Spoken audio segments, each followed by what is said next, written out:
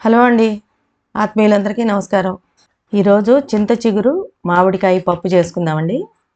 అది ఎలా చేసుకోవాలి, ఏమేం కావాలి, ఎంతెంత క్వాంటిటీలో తీసుకోవాలన్నది ఇప్పుడు మీకు చూస్తూ ఉంటే అర్థమైపోద్దండి, చేస్తూ ఉంటే అర్థమైపోద్ది. రండి చూద్దాం. ఒక పెద్ద సైజు మామిడికాయ తీసుకోండి. దాన్ని చక్కగా పీల్ చేసేసేయండి.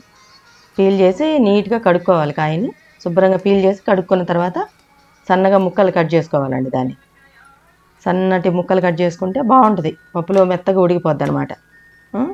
అన్ని ముక్కలు కట్ చేసి పక్కన పెట్టుకోవాలి. టెంక కూడా ఉంచుకోవాలండి, బాగుంటుంది టెంక వేస్తే పప్పులో. ఒక గంట ముందే కడిగి నానబెట్టిన కందిపప్పు, ఆ తర్వాత 2 ఉల్లిపాయలు పెద్దవి, ఇప్పుడు చింత చిగురు, కారము, తర్వాత పసుపు తీసుకోవాలి. కుక్కర్ ఒకటి తీసుకోవాలండి.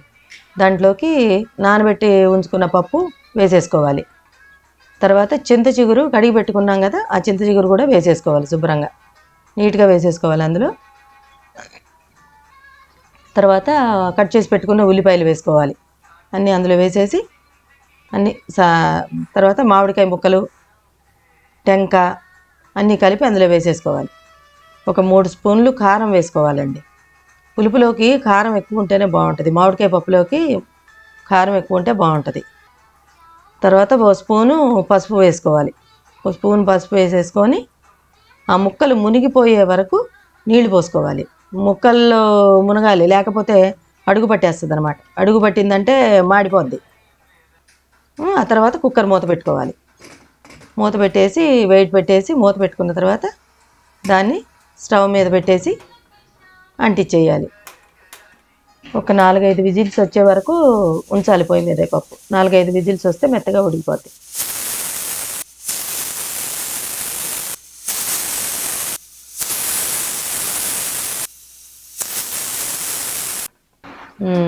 అయిపోయాయండి 4-5 విజిల్స్కి. పప్పు చూసారా, గంధంలా మెత్తగా అయిపోయింది. ఇప్పుడు దీంట్లో 1.5 స్పూన్ ఉప్పు వేసుకొని మెత్తగా కలబెట్టేసుకోవాలి. శుభ్రంగా మెత్తగా కలబెట్టేసి దాన్ని పక్కకు పెట్టుకోవాలి. ఇప్పుడు పొయ్యి అంటించేసి ఒక తవా పెట్టుకోవాలి. తవా పెట్టేసి ఒక పావు నూనె పోయాలి. పావు నూనె పోసిన తర్వాత దానికి తాళింపు కావాల్సిన పదార్థాలు తీసుకోవాలండి. ఆవాలు, జీలకర్ర, ఎండుమిరపకాయలు, కరివేపాకు, కొంచెం కచ్చాపచ్చా కొట్టిన ఒక 12 రెల్లలు ఎల్లిపాయలు. నూనె కాగింది కదా, నూనె కాగిన తర్వాత ముందు ఎల్లిపాయలు వేసుకోవాలి. తర్వాత ఎండుమిరపకాయలు, కరివేపాకు, ఆవాలు, జీలకర్ర ఇవన్నీ వేసుకోవాలన్నమాట. అసలు దోరగా వేగితే ఆ వాసనే బాగుంటుందండి. పప్పు తాళింపు వేసేటప్పుడు సువాసన బాగుంటుంది. ఈ సీజన్లోనే బాగుంటుంది పప్పు. మామిడికాయలు దొరుకుతూ ఉంటాయి కాబట్టి మామిడికాయ పప్పు ఈ సీజన్లో చేసుకుంటే బాగుంటుంది. ఇదిగోండి ఇలాగా దీంట్లో కలిపేసుకోవాలి. పప్పులోకి తాళింపు అంతా కలిపేసి పప్పు శుభ్రంగా కలబెట్టేసేసి మూత పెట్టేయాలి. మూత పెట్టుకోవాలి. మూత పెట్టుకుంటే దాని వాసన ఆవిరిపోకుండా ఉంటాయి అన్నమాట. బాగుంటుంది పప్పు అప్పుడు. ఇదండి మామిడికాయ చింత చిగురు పప్పు. మరో వీడియోలో మళ్ళీ కలుసుకుందాము. సెలవా మరి.